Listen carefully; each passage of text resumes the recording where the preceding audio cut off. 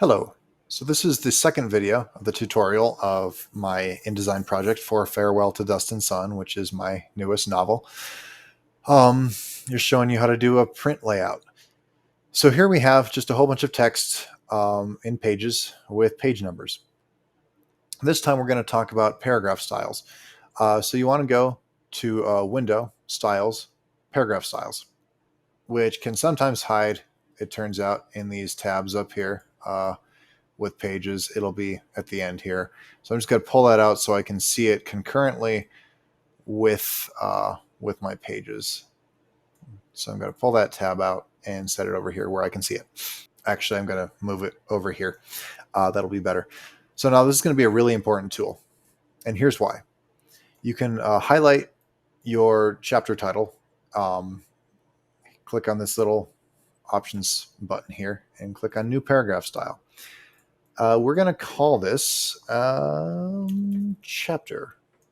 Let's just call it chapter for now. Now you can make some changes here. One text or one font that I like to use is Adobe Garamond Pro. You can use whatever font you like. This one I think looks good in print. You're going to increase the size. Let's say 24 for now. And then advanced indents and spacing, alignment, center. Okay, so that doesn't, you might notice that doesn't automatically change the text that you had highlighted. You're still going to need to change it. So highlight that text and then click chapter, and it will automatically apply those changes to that text. And now I'm going to make that change to every single one of my chapters. I'm going to go Control F, which is find. I'm just going to enter the word chapter here. And of course, I've got these parts also, which is a different thing, which I'll address momentarily. Chapter 1, Dirt Home, I'm going to go chapter, and that'll make the change. And I'll just go down the line doing that same thing. All right, so now I've changed all of my chapters to the correct paragraph style. Now, of course, the cool thing about this is that now I can go back into my paragraph style by double-clicking chapter. And now I can change whatever I want. I can shrink it again, and that will apply that change to all of them across the board. And going a little smaller is probably a good idea, if we're being honest. A little smaller.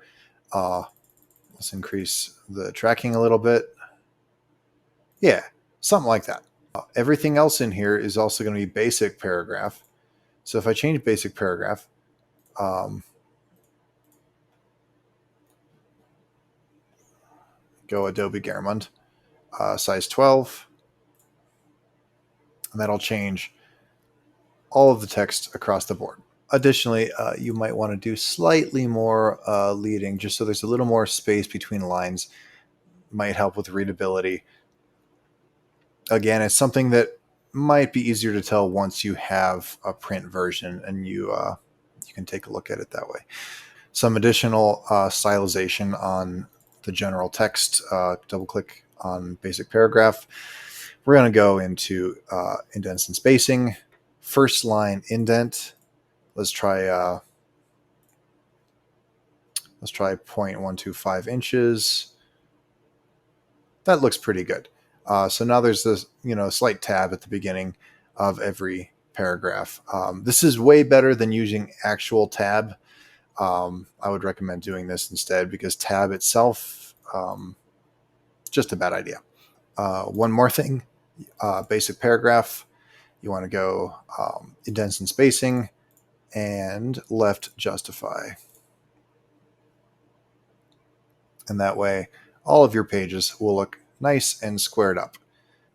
Okay, one more thing you're going to do with your heading, with your chapter paragraph style, rather, double click on chapter, and you're going to go keep options, which is here. You're going to go start paragraph on next page. So that's just going to make sure that every one of your chapters starts on a new page. Of course, this has created a conundrum where now your chapter is starting a new page and your chapter name is starting a new page. And of course, this is something we can solve really easily. You're going to create yet another paragraph style. We're going to base it on chapter. We're going to call it chapter name. And we are going to make sure that our keep options are not set to next page. They're going to be set anywhere. Now we're going to go through the list and change the chapter names to chapter name. So now your chapter numbers are going to be under your chapter paragraph style. Your chapter name is going to be under your chapter name style. And we're just going to go down the whole list and do that to all of them, as you can see. Okay, so that's all cleaned up. Now, we may not want these sitting at the top of the page, and we may not want this exact gap between the chapter title and the first paragraph either. We can fix all those later, and we will. For now, I just want to do one more thing, which is to set the first paragraphs of every chapter.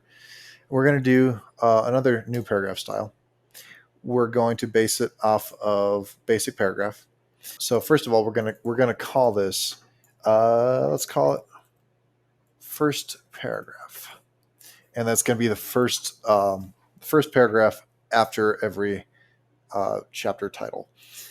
With one exception, there's always an exception. I'll get to that soon. Drop caps and nested styles. We're going to go drop caps. Let's try 3. And we're going to keep align left edge on and characters 1. Now what this is going to do, once we change this sentence to first paragraph, is it's going to make our drop cap. It's going to make our gigantic letter at the beginning of the chapter, which you may want, you may not. Me personally, I usually keep these 2 lines. I think that looks really nice. One thing I did forget to do is we need to go back in here, remove that initial indent. Oh, let's keep that at 0. That way we lose that sort of tab and pushes it back to left alignment. And now we are going to have to go through the entire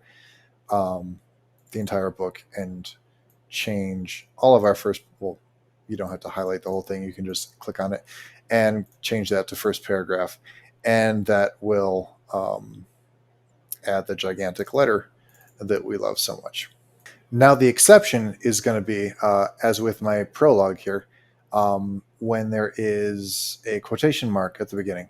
You'll see what happens here is the quotation mark becomes massive and your letter doesn't, which looks silly. So what I'm going to do here is make a new paragraph style. I'm going to call it, I'm going to base it off first paragraph. I'm going to call it first paragraph with quote.